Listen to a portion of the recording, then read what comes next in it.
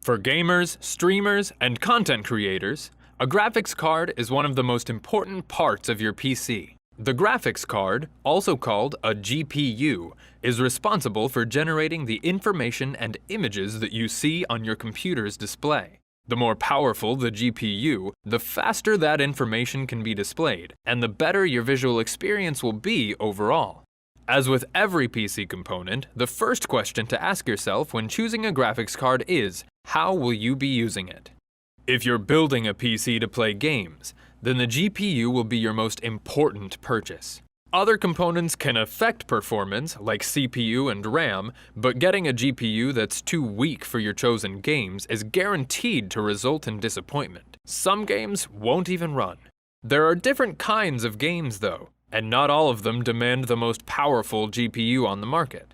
That's why it's important to read a game's required, recommended, and optimal specifications to make sure that you get a suitable GPU. Buying the best GPU you can afford is a good way to future-proof your build, and can keep it ready to play popular games that have yet to be released.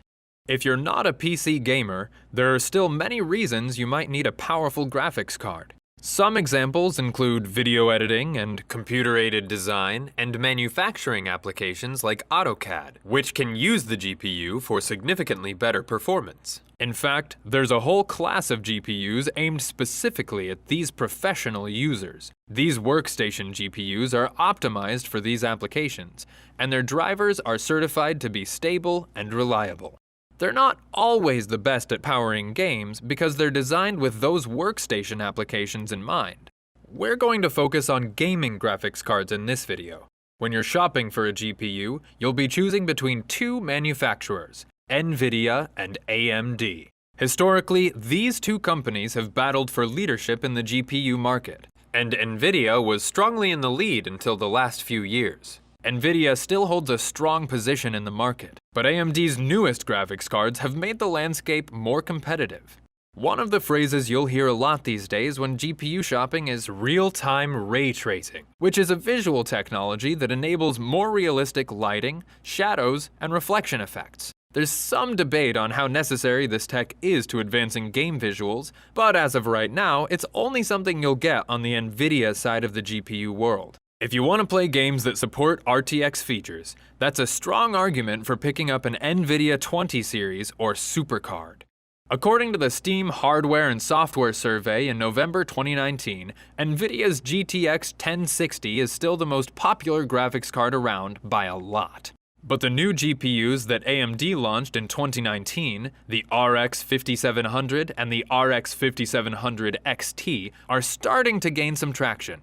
It'll be a while before AMD catches NVIDIA in their most prominent demographic, PC gamers, but the gap has been consistently narrowing for the past couple of years. We live in a pretty exciting point in GPU history. Rather than just one GPU manufacturer putting out a superior product, both AMD and NVIDIA offer unique benefits for anyone looking to buy a GPU. There isn't one best answer for everyone now. You can pick a graphics card that fits your needs, your budget, and your future goals. As of the start of 2020, there are, generally speaking, 3 tiers of cards from NVIDIA and 2 from AMD that cover most customers looking to upgrade or buy a new GPU. On the NVIDIA side, we have the RTX 2060 Super. This is an entry-level card for PC gamers on a budget who still want to be able to run the newest games, and it will run most older games at high or max settings. The RTX 2070 Super, NVIDIA's mid-range card, is where things start to get pricey, but you'll be ready when real-time ray tracing goes mainstream. If you want to play games like Control and Call of Duty Modern Warfare with the latest visual effects, you'll probably want at least a 2070 Super. And finally, the RTX 2080 Super and 2080 Ti. Both of these cards are expensive, the latter being much more expensive than the former. Both can run any game at maximum graphics potential, and the 2080 Ti will probably be able to do that for years to come. These cards represent a top tier that AMD currently doesn't match with an equivalent GPU of their own. So if you're looking to drop a ton of cash on the best possible consumer graphics card, you'll want one of these. AMD cards don't support real-time ray tracing, but often offer higher horsepower than their NVIDIA counterparts at equivalent price points. For AMD cards, you'll find the following. AMD's low-end card falls just under the 2060 Super in most benchmark tests. If you plan on rendering videos but don't have the budget for a mid-range card, this one's a good bet. The Radeon RX 5700 XT. AMD's mid-range card appropriately falls behind NVIDIA's 2070 Super while outperforming the 2060 Super. But the budget difference between the 2070 Super and the 5700 XT is immense. The 5700 XT can run most modern games at high or ultra graphics settings, but again, it doesn't support ray tracing. Always keep your favorite games in mind when choosing a card too. Typically, games created on an AMD architecture like Borderlands 3 or Apex Legends will run a little more smoothly on an AMD card. On the other hand, NVIDIA games like Call of Duty Modern Warfare or Metro Exodus might run smoother on an RTX card. If you only plan on playing a handful of games, it's worth checking out what GPU family they're optimized for.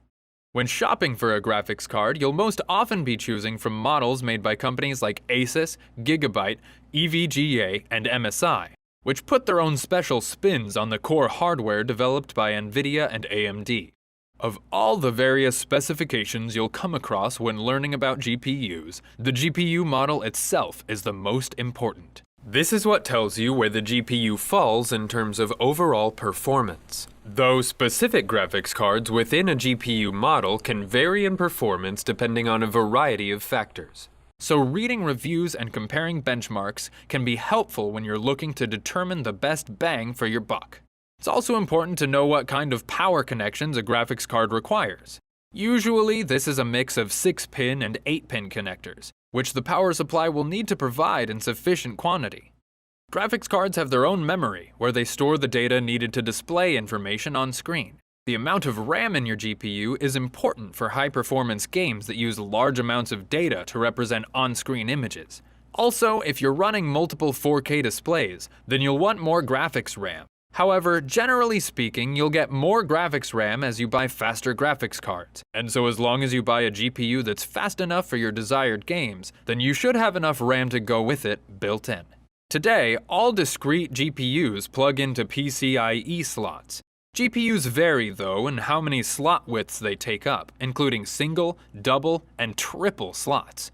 You'll need to be sure that your PC's motherboard and case has enough room for your chosen GPU, along with the other components you might want to install. And if you're using a particularly large or heavy card, like NVIDIA's 2080 Super or Ti models, then it's a good idea to get a motherboard with reinforced PCIe slots too, to cut down on GPU sag.